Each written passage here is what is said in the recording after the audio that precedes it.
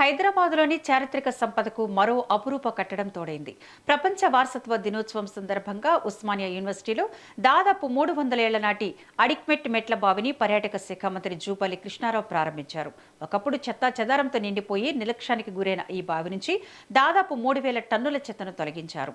సాహి సంస్థ గడిచిన 3 ఏళ్లుగా నిరంతరం శ్రమించి దీనిని ఒక అద్భుతమైన పబ్లిక్ స్పేస్గా తీర్చిదిద్దింది. ఈ ప్రాజెక్టు కోసం ₹1 కోటి విరాళం అందించిన దొడ్ల డైరీని, అలాగే పట్టువదలక కృషి చేసిన ఆర్కిటెక్ట్ కల్పన రమేష్, గ్యాలరిస్ట్ అన్నపూర్లను మంత్రి జూపల్లి ప్రత్యేకంగా అభినందించారు. రాష్ట్ర వ్యాప్తంగా ఉన్న ఇలాంటి పురాతన మెట్ల బావులు, ఆలయాల పునరుద్ధరణ కోసం ప్రభుత్వం నుంచి ₹10 కోట్ల నిధులను అందజేస్తామని మంత్రి హామీ ఇచ్చారు.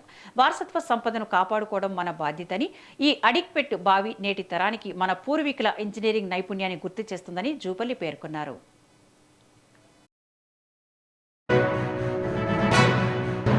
అంతర్జాతీయ వారసత్వ దినోత్సవంగా 1980లోని ఈ అంతర్జాతీయ వారసత్వ దినోత్సవం సందర్భంగా ఈ అన్నింటిలో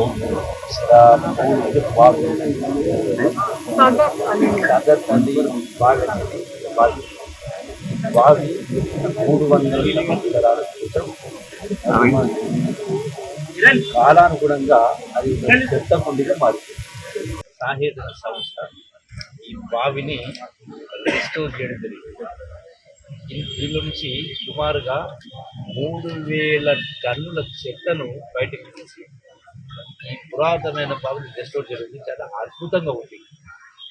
అంటే ఇలాంటివి రాష్ట్రంలో హైదరాబాద్ పట్టణంలో, హైదరాబాద్ నగరంలో, హైదరాబాద్ చుట్టుపక్కల రాష్ట్ర మొత్తంలో గుర్తించినటువంటి 600 బావులు ఇటువంటివి ఇప్పటికే కూలిపోవడం జరిగింది.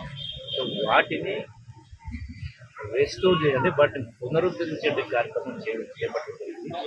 ఈ యొక్క వారసత్వ సంపదను కాపాడుకోవాలి కాబట్టి అతి పురాతనమైనది, వందలాది వేలాది సంవత్సరాల అంటే ఎటువంటి సాంకేతిక పరిజ్ఞానం, ఎలాంటి మెషర్ కానీ అంటే సమాజం ఇటువంటి మొత్తం కూడా అవసరమైన కాబట్టి వాటిని ఇందులో ఈ యొక్క సహాయ భాష ద్వారా ఇలాంటివి ఇంకా చాలా చేసేది కాబట్టి వీటికి మా శాఖ ద్వారా అంటే టూరిజం, ఆర్కియాలజీ, కల్చర్ డిపార్ట్మెంట్ ద్వారా ₹10 కోట్ల ఈ బావుల పునరుద్ధరణ కార్యక్రమాన్ని ఈరోజు నేను చేయడం